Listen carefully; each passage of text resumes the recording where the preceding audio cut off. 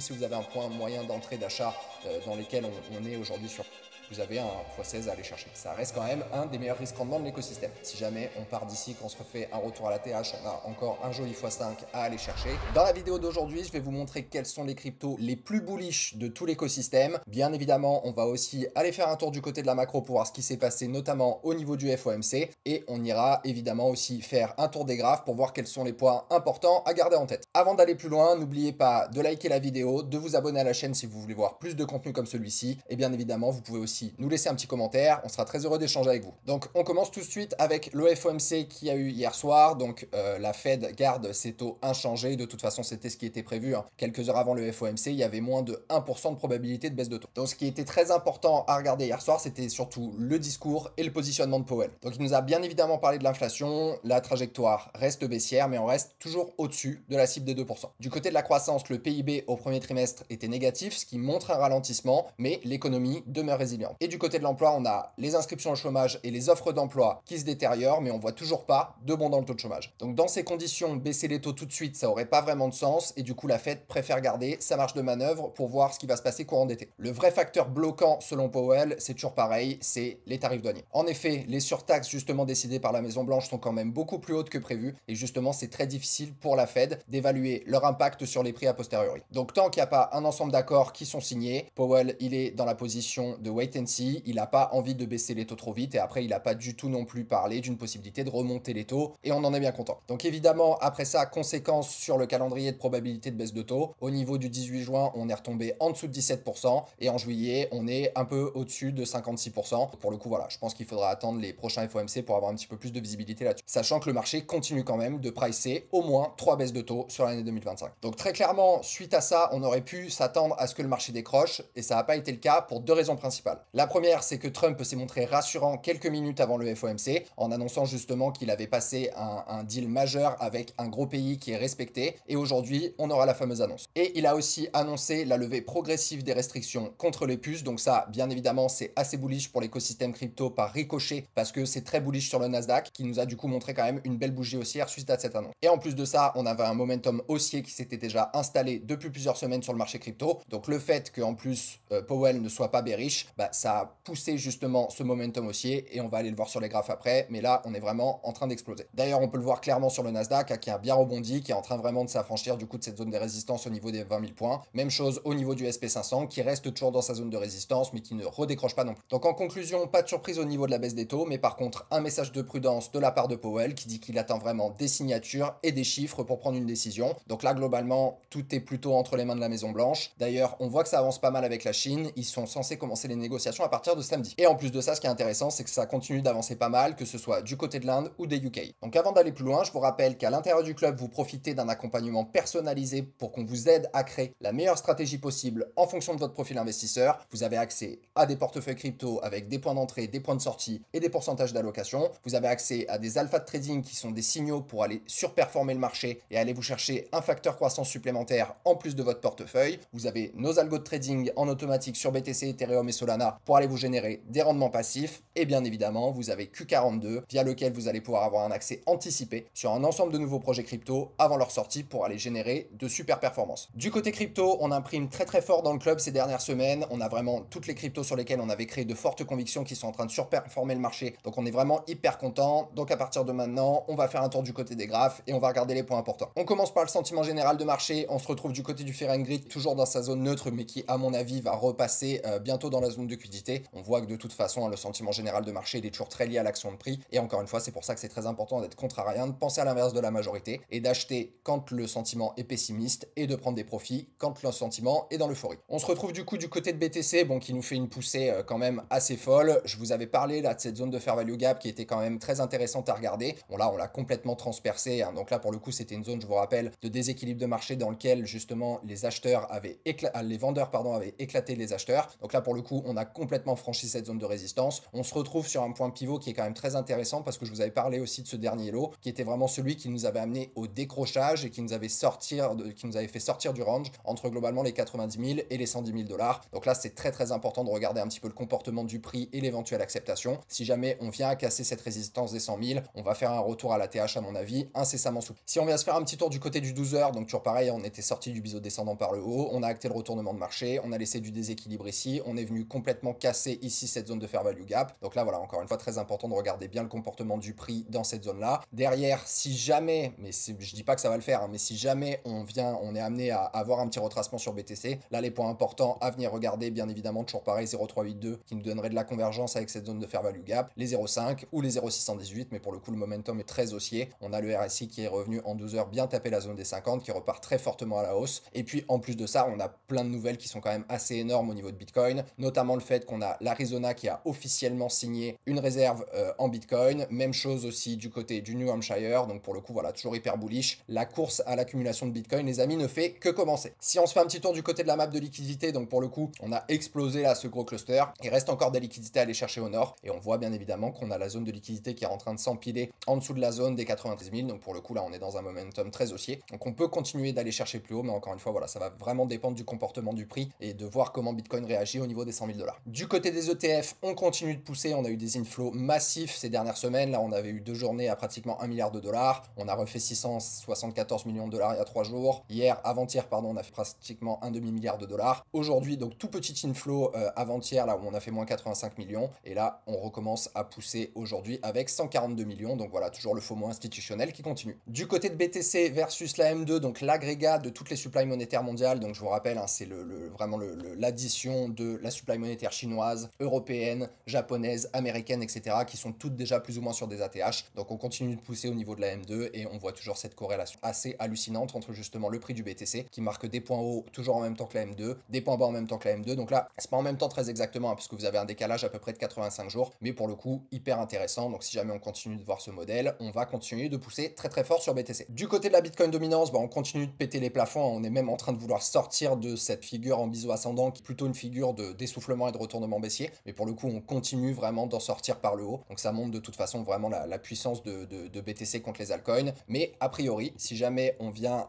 du côté un petit peu plus court terme, si on se met notamment en daily, on voit là quand même qu'on a une belle bougie. Donc le retournement n'est absolument pas acté, hein. Là, il faudrait déjà dans un premier temps venir commencer à casser les 64 pour potentiellement se retourner. On aura sûrement ici cette trendline haussière qui nous fera peut-être office de résistance avant le vrai gros drop. Mais en tout cas, voilà, la Bitcoin dominance qui peut-être commencerait à nous retourner un retournement et on l'espère pour voir cette fameuse altcoin saison arriver. D'ailleurs, en parlant des alts, le plus gros d'entre tous, bien évidemment, c'est Ethereum qui nous fait une jolie poussée et ça fait plaisir depuis le temps qu'on attend. Là, on est en train potentiellement de venir mettre en place le retournement de marché en venant casser le dernier haut ici au niveau des 1960 $.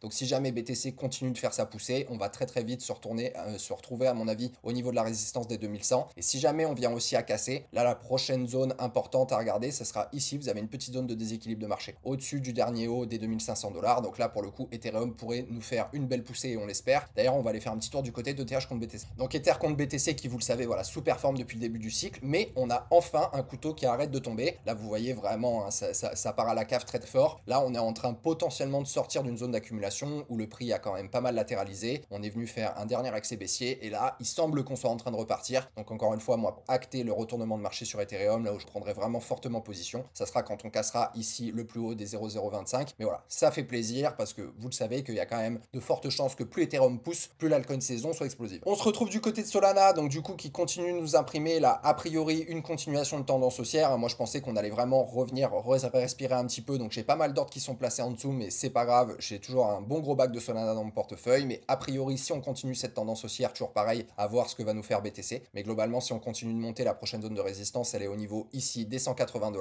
Pour le coup, si jamais il doit y avoir retournement aussi sur BTC avec un petit retracement, Solana suivra certainement. Les points intéressants, ça serait les 0,382 qui nous donnerait de la convergence ici avec le niveau support des 135 $. Notre ami Sui qui continue de pousser aussi comme un fou, franchement c'est impressionnant la force qu'il a le Sui. Pour le coup au niveau du RSI, vous voyez on avait un petit peu respiré, là on est en train de repartir très fort. On a pour le coup fait une énorme bougie, on a imprimé presque 10% dans la journée. On avait acté le retournement de marché ici, donc voilà, on arrive encore une fois sur une zone de résistance. Moi j'avais déjà pris un petit peu de TP ici sur Sui. J'ai pas mal d'ordres, j'en ai que un seul qui s'est refait exécuter, je suis un peu dégoûté, mais bon pour le coup poussé comme ça, c'est pas grave, j'avais pris à peu près 20% de ma position, donc j'ai encore 80% dans le train. On arrive dans une zone de résistance ici sur SUI au niveau des 3,80 $. Par contre, si on casse, là, on va très certainement refaire rapidement un tour dans les zones de la TH au niveau des 5 $. Notre ami Tao aussi qui continue de pousser, leader de l'intelligence artificielle. Enfin, franchement, lui, c'est au niveau du ratio entre la market cap et la poussée qu'il nous a fait. Je pense que c'est un des plus gros performeurs des dernières semaines. On est à un plus 143%. C'est quand même juste énorme. On est dans une grosse zone de résistance aussi. Donc, à voir toujours pareil ce que fera Bitcoin. Mais je pense que là, si jamais on continue de casser du côté de Tao, on va quand même assez rapidement se retrouver au niveau de la zone des 500 $. Donc voilà, retournement de marché qui est acté. Et si jamais on vient trouver résistance dans le coin et qu'on a besoin de venir retracer un peu, je pense que là aussi les 0,382 au niveau des 315-316 $, ça va être une bonne occasion d'entrée en vue d'une continuation de tendance haussière. Du côté de Pengu, écosystème abstract qui nous fait aussi une candle des ténèbres, on adore. Après voilà, on est quand même aussi dans une jolie zone de résistance. On a le RSI qui a bien respiré, qui est en train de repartir à la hausse. On a un volume qui redevient tout doucement ascendant. Pour le coup aussi pareil, hein, si jamais on voit un petit retracement se mettre en place du côté de Bitcoin, les points intéressants à regarder, ça sera les 0,382. On viendrait retester cette zone support ici au niveau des 0,01. Et si jamais retracement profond, je pense que déjà rien qu'entre les 0,5 et les 0,618, c'est aussi une belle zone de support. Bien évidemment, si vous voyez un Pengu, ceci n'est pas un conseil en investissement, hein, vous connaissez l'histoire, mais si vous voyez un Pengu revenir dans une zone de rechargement de short, moi personnellement, je vous dis que je vais mettre une grosse cartouche. Du côté du MOG, donc même coin de l'écosystème Ethereum, mais qui est aussi passé sur Solana il n'y a pas longtemps, bah, pour le coup, voilà, on part vraiment là dans une phase un peu parabolique, qui n'est pas encore significative au vu de l'expansion de prix potentielle qu'il y a sur MOG, mais ça reste quand même intéressant. On a le RSI vraiment qui reste très haut, on est en zone de surachat en daily, on a un volume qui redevient ascendant, donc là pareil, on avait acté le retournement, on a fait un petit retracement, on pousse, on a cassé ici a priori la zone de résistance au niveau des 0,608, donc je pense que là, si tout se passe bien du côté de Bitcoin, on va assez rapidement se retrouver au niveau de la zone des 0,012, et toujours la même chose, si jamais on voit un petit retracement se mettre en place de manière générale sur les cryptos, je pense que les points importants à surveiller pour notre ami le MOG, c'est les 0,382, on reviendrait travailler cette zone de fair value gap là, parce qu'il y a quand même pas mal de déséquilibre de marché qu'on laisse derrière en daily, sinon il y a les 0,5 qui reviendraient globalement faire leur test de la ligne de coup, et enfin les 0,618 786 avec un éventuel retest de cette zone support au niveau des 0,6043, et là ça sera éventuellement aussi très bon endroit pour acheter. Moi j'ai pris un petit peu de profit aussi dans ce coin là sur MOG, je suis revenu remettre des zones à l'achat qui n'ont pas été exécutées malheureusement, mais j'ai toujours à peu près 80% de ma position qui est en cours, donc voilà, plutôt très cool, mais voilà, très très fort le MOG. Si on regarde un peu depuis le bottom globalement, on a déjà réimprimé un joli 266%. Et toujours pareil, si on continue de pousser ce dont je n'ai à peu près aucun doute dans les prochains mois, un petit retour à la TH sur MOG, ça nous laisse quand même encore un 346% à aller chercher. Du côté du FOG, donc toujours écosystème Solana, donc voilà, on en a pas mal parlé dans le club, on a sorti un alpha là-dessus, c'est un des coins pour le coup qui a le plus, entre guillemets, sur ceux qu'on regarde beaucoup, qui a le plus retracé. On est revenu, vous voyez, dans une zone intéressante de rechargement de longue, donc moi j'ai mis une énorme cartouche ici, j'avais des ordres limites qui étaient placés, on a retravaillé cette zone de déséquilibre de marché, on n'avait pas tout à fait acté en clôture daily le retournement de marché, et pour le coup voilà, FOG, on a regardé les datas aussi, on reste persuadé que ça fait partie des coins qui vont surperformer à l'avenir, donc sur lesquels on reste sur des zones d'achat long terme qui sont quand même plutôt intéressantes, en fonction bien évidemment de ce qui va se passer sur le reste du marché crypto. Si jamais on vient vraiment à s'affranchir de cette zone support ici globalement au niveau des 0,05, on va à mon avis rapidement accélérer, et on va rapidement aussi se retrouver sur la zone des 0,1. FOG pareil, hein, vous avez quand même un risque rendement qui est hyper intéressant. Après toujours pareil, ce qui est important c'est de faire attention à vos pourcentages de diversification. Faut pas confondre diversification et risque de contrepartie, parce que si vous mettez, je vous dis n'importe quoi, à 10% de votre follow sur un altcoin et qu'il y a un problème du côté de cet altcoin, c'est quand même une bonne partie de votre portefeuille qui va subir. Donc nous, vous voyez, quand on va prendre des diversifications comme ça dans le club, on se met toujours à 1%, 2% maximum de notre folio. Ça nous permet d'aller jouer le bet, d'aller prendre cette prise de risque justement pour laquelle on veut être rémunéré a posteriori. Et le but, c'est pas non plus d'aller se surexposer, parce que là, vous gérez mal votre risque. Donc globalement, même si vous avez un point moyen d'entrée d'achat dans lesquels on est aujourd'hui sur FOG, vous avez un x16 à aller chercher. Ça reste quand même un des meilleurs risques rendement de l'écosystème. Du côté des agents IA et IXBT, on vous en a beaucoup parlé aussi dans nos dernières vidéos. Donc là, c'est en train de pump fortement. On a réimprimé depuis les bottoms un joli 226% à la TH. Là, pareil, hein, vous avez une expected value, une espérance de gain qui est quand même assez énorme, avec un risque rendement qui est hyper intéressant. Si jamais on part d'ici, qu'on se refait un retour à la TH, on a encore un joli x5 à aller chercher. Donc là, toujours pareil, à voir un petit peu le comportement du prix, notamment sur Bitcoin et le reste des cryptos. On reste quand même dans une zone de résistance au niveau des 0,2. Par contre, si jamais on vient à casser, on va se retrouver à mon avis assez rapidement au niveau des 0,3. Voilà, ça vous donne quand même un excellent risque rendement. Si jamais retracement, il y a les zones intéressantes à aller regarder là, à mon avis, on a déjà fait cette phase de respiration. On est revenu sur les 0,382. Moi, pour le coup, voilà, j'ai pas pris de profit encore sur IAXBT, je suis toujours dans le train. J'aurais dû pour revenir en réaccumuler, mais bon, voilà, c'est comme ça. Par contre, si jamais on prend un retracement un petit peu plus profond. 0,5 intéressant, c'est le retest de la ligne de coup du retournement de marché. Et derrière, les 0,618, 786, il y a du déséquilibre de marché d'ailleurs, hein. Il y a de la fair value gap qu'il faudrait potentiellement revenir travailler. Donc là, moi, voilà, si je vois un AXBT qui revient au niveau en dessous des 0,12, pareil, je pense que je vais mettre une énorme cartouche. Du côté de Popcat, donc pareil, alpha du club qui a été partagé il y a plusieurs semaines déjà, donc on est hyper content. C'est vraiment une des cryptos sur lesquelles on a surperformé le reste du marché. Retour à la TH avec un prix moyen ici, on est au-dessus globalement d'un flux d'un x4, donc intéressant. Après, pour le coup, voilà, moi là,